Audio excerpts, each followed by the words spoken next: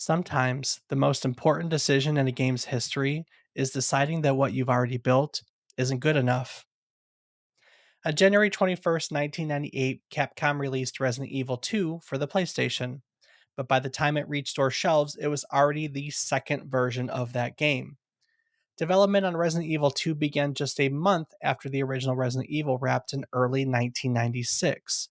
Directed by Hideki Kamiya and produced by Shinji Mikami, the original sequel, now officially known as Resident Evil 1.5, reached somewhere between 60 and 80% completion. It was playable, functional, and publicly shown at trade shows. But internally, the staff wasn't satisfied. Shinji Mikami later explained that no single element was specifically broken. The problem was that, taken together, the game simply wasn't engaging. The police station lacked atmosphere, the zombies weren't frightening despite their numbers, and the sequel felt disconnected from the identity of the first game. So Capcom made a rare call. They restarted development. Characters were reworked. Elza Walker was replaced by Claire Redfield. Leon S. Kennedy was redesigned from a seasoned officer into a rookie arriving too late. The police station was rebuilt as a former museum to give it history and texture.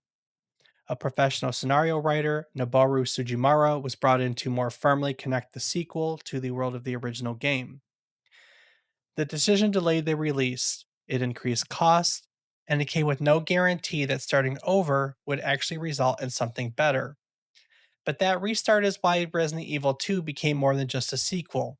It set a standard, not just for the series, but for how much a team was willing to question its own work, even when most of it was already finished.